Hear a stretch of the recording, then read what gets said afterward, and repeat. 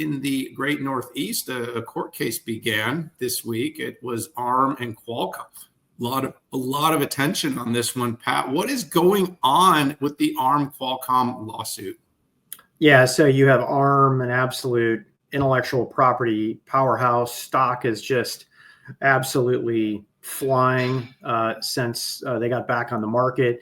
You have Qualcomm, also an intellectual property powerhouse, but they also are a designer and seller of multiple chips out there. And this comes down to the Nuvia acquisition and the intellectual property around that and the price that both companies believe that they deserve to either buy it for or charge. And comes down to you're going to have terms called an ALA, which is an architectural license agreement. And then you have a TLA, which is a technology license agreement. And what I'm going to do is try to give both sides of the argument here. So ARM is essentially saying that Qualcomm violated Nuvia's ALA and are integrating Nuvia's technology into its chips without getting ARM's approval. And it wanted Qualcomm to destroy all products that have that. ARM is also saying that essentially, this is a fact, ARM's, the Nuvia ALA was at a higher royalty rate compared to Qualcomm's current architecture license agreement, and is improperly applying it to its ALA Nuvia designs. And essentially, and this is one that is getting a lot of contention out there, is saying that ARM is saying that essentially it has ownership of the derivative designs that come off of an ALA. And that's getting a lot of people kind of talking about that. And it's all about money. And Qualcomm is coming in saying, hey, we're using the ALA that we have, which is lower price, which is, I think, goes out there till 2028, extends to Nuvia post acquisition, and therefore it didn't need a new license from ARM. And it's also saying that, hey, these are custom cores that we did, which is distinct from ARM intellectual property. It's our intellectual property, and is saying that, hey, microarchitecture is different from architecture of the cores itself. Okay.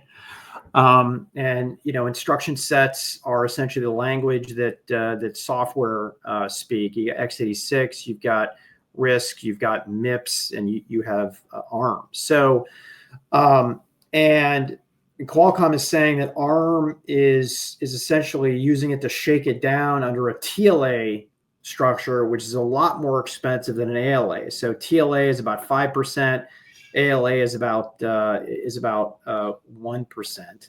So yeah, I mean, so it's in the jury right now. Gosh, what a short! I mean, trial. So short. It was like a week. So 3 days or something. Question: did Qualcomm and Nuvia breach the Nuvia ALA? Are Qualcomm's products licensed under its existing ALA with ARM, or did they need a separate agreement under the TLA? By the way, both companies believe that they have each other exactly where they want. I've never seen. Well, no, I guess everybody digs in if they're going to go. They're going to go to trial. I had expected a settlement here, but we should in the next 2 weeks, if not today, have a settlement. So, what's your prognostication? I mean, Dan, I take the shot every single time.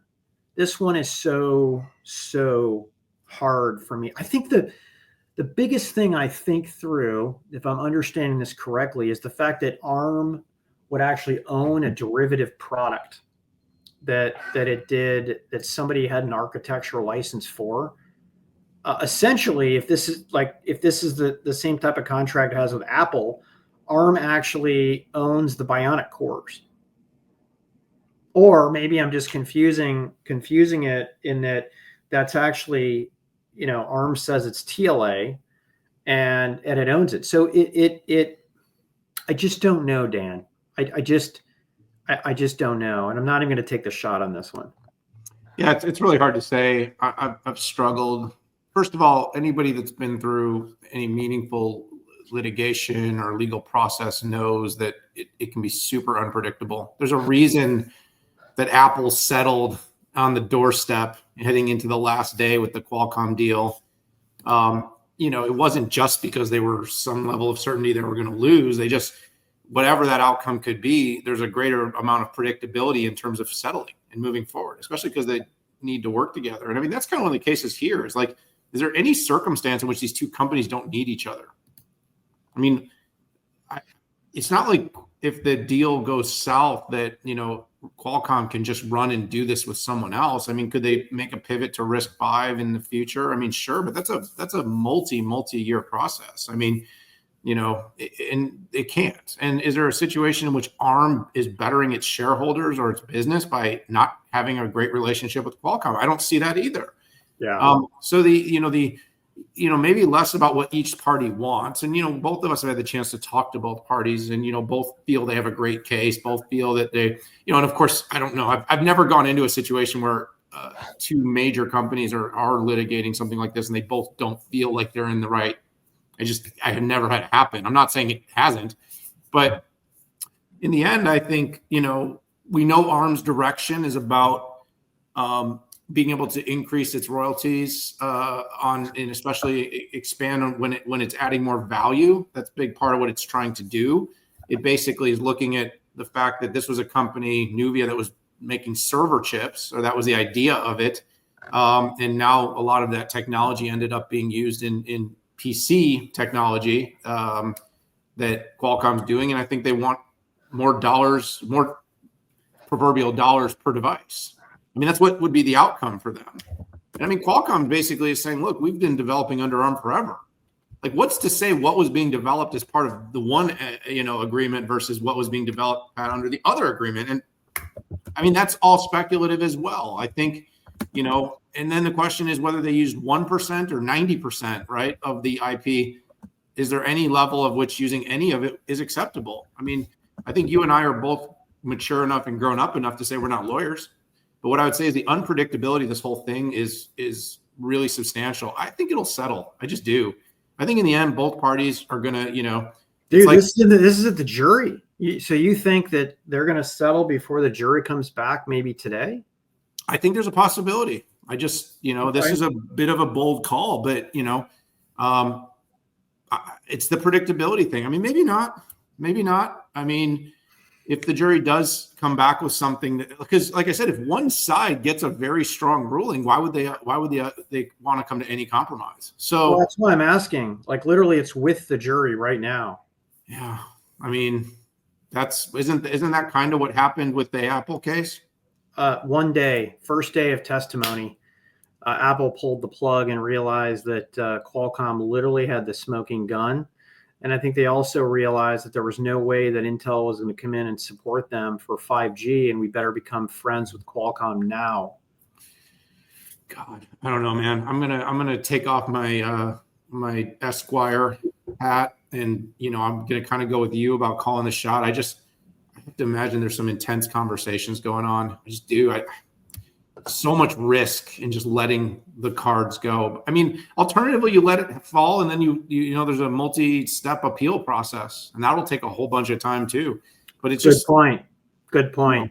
These two companies, though, are these companies need each other, and that's why I really don't understand why they can't. I do understand what they're both trying to accomplish. I just don't know in the end that they're both not creating a lot of risk for shareholders.